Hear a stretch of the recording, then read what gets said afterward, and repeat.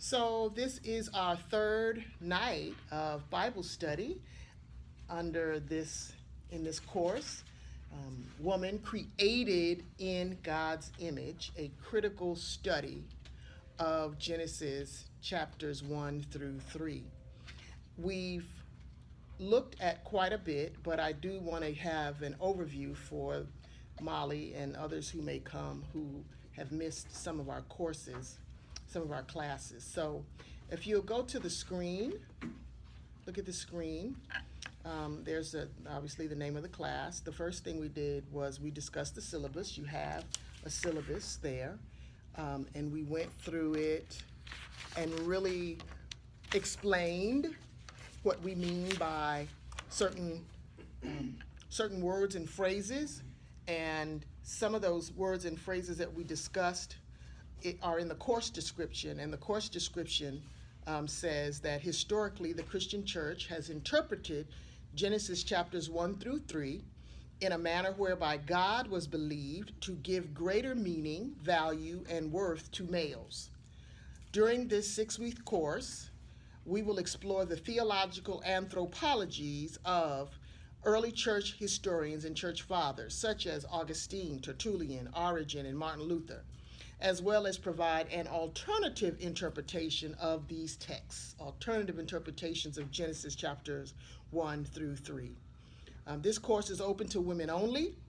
The course is open to all members of New Friends, New Life. So whether the members are in the leader circle or whether they are just members who are still receiving case management, or whether they are members who are just receiving counseling, any woman who is a member of New Friends, New Life can participate in this course. And so here are some of the key terms and phrases and words that we defined more thoroughly. The word historical, we talked about what we meant by that when we said historically the Christian church has interpreted. We also, I don't have it up there, but we also defined what we meant by the Christian church. Do y'all remember what we said? A universal denomination. There you go, the universal Christian church. So we're not talking denomination. We're talking about the universal church, which is every believer, every Christian, every denomination, period. So very good. We talked about Genesis and what that word meant, what that word means. It means origins or beginnings. We talked about the word theology and what the word theology means. It is the study or exploration of the divine, of God, of the nature of God.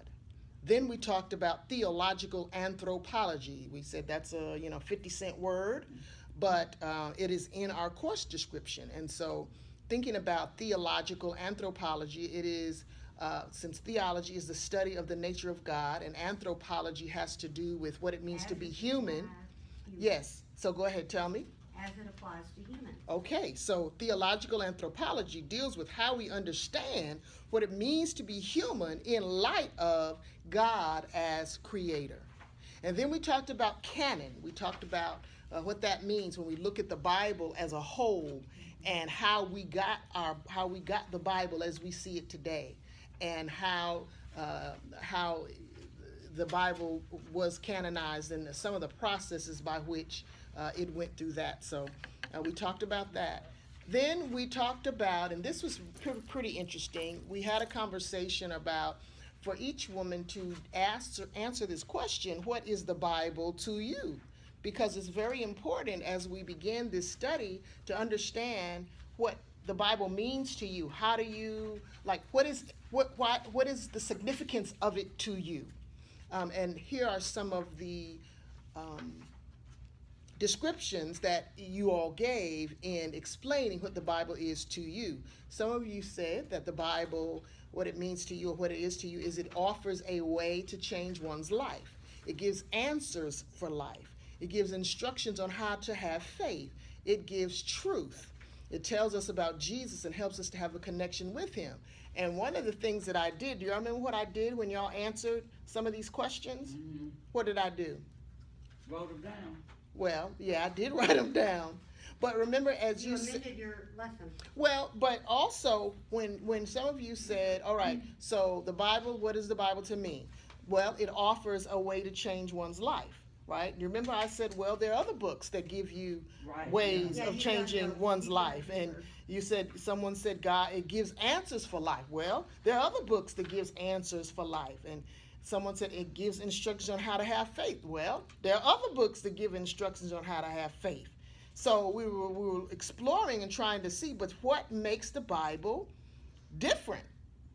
You Because said if there are nobody other said books, nothing if about there are God. other books that do these same things, why the Bible? And so we had conversations around that. Remember, you can I said say you were surprised because none of us said anything about God. That's right. That's right. And first class I did. I was like, I heard all of you and I listened to what you said and I said, well, wow, that's interesting because none of you said anything about God. Indy even said it's a book. Yeah. It's a book. Hmm. Can I say one thing? It's not a question.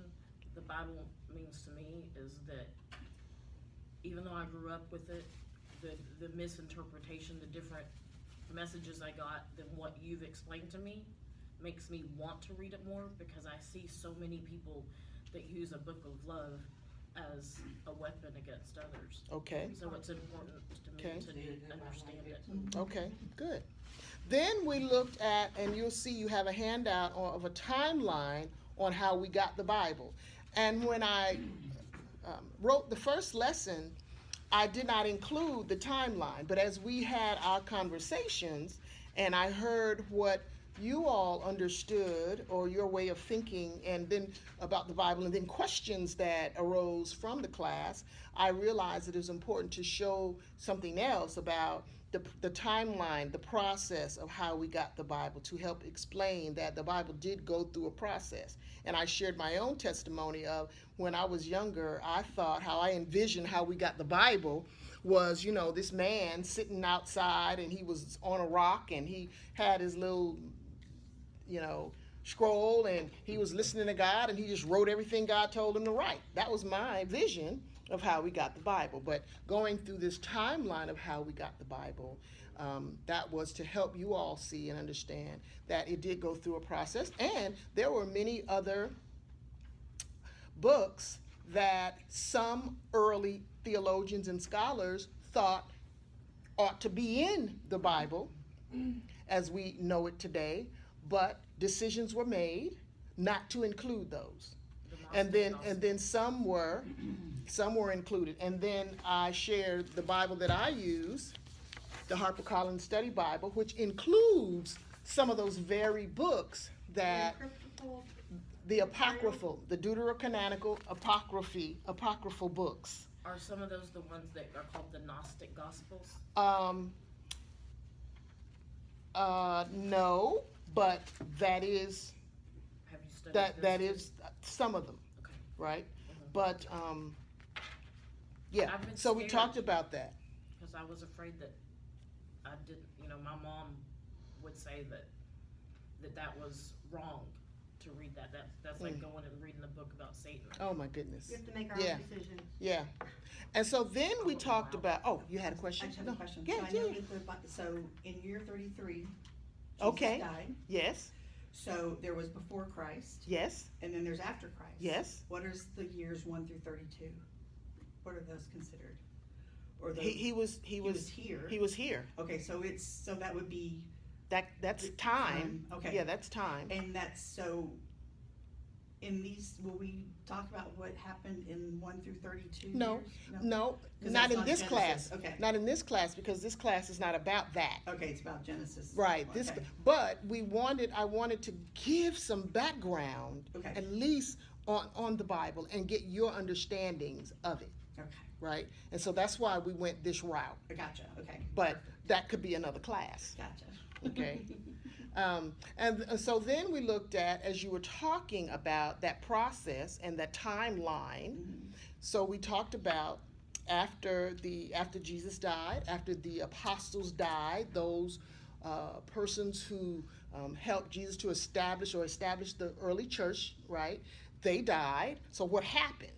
And then we talked about early church fathers and theologians and early church leaders who were responsible for disseminating information about about God and about Jesus and about the church and about, religious teaching and all that. And so we talked about how during that time we did not have the Bible in the form or in the canon that we do now. And so much of the teaching that was disseminated, well, really all of the teaching that was disseminated, it was orally, it was through word of mouth, this is what was passed down to me, and this is how I'm teaching it to you. And they didn't have the Bible in every home. Every person didn't have one, right? Oh. And so these early church fathers, when there was a disagreement about what a particular text meant, there would be various councils that would come together and discuss and come up with a conclusion of what a text meant, and then that information would get disseminated to the church, and the church lived out or adopted what these early theologians and scholars said, how they interpreted the Bible or a particular text. And one of those texts that I believe that have been fundamental to male-female relationships and that have been fundamental to how women are viewed in society as a whole is Genesis chapters 1 through 3. And so then, Molly, we looked at various quotes from some of these early church fathers, and one of them was Tertullian, right? And you have that handout of the various quotes. And I'm caught up. You're caught up? Okay. And so No. one of the quotes, I'm just going to read this. One of the quotes from Tertullian was, and we talked about who Tertullian was, right? He lived between 155 and 240 AD. He was a respected church father that lived in the North African city of Carthage in the 2nd century. And he blamed the world's problems on females. And what was interesting is that his opinions were modeled by the earliest followers of Christianity. And here's one of the things that he said. He said, "You, woman, are the devil's gateway. You, the unsealer of that tree. You are the first deserter of the divine law. You are she who persecuted him whom the devil was not vigilant enough to attack.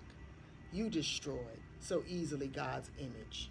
On account of your desert, even the Son of God had to die." And so we talked about that and the implications for that, particularly when the early church modeled his beliefs about women's origins, or women, or had this particular theological anthropology, right?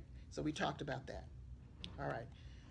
And so we shared some other quotes by some other theologians. Origen, we looked at Augustine, and that led us to where we are tonight. And from the class last week, I posed some questions for you all to respond to, aside from reading Genesis chapters 1 through 3. And so that's what we're going to do tonight. 1 to 2. Yeah, I had you read Genesis 1 and 2. So before we do that, before we go into Genesis 1 and 2, I want to hear from you because I asked you to write a couple of paragraphs on what it means to be woman. Okay? So I want to hear from some of you on what it means to be woman. Who wants to go first? And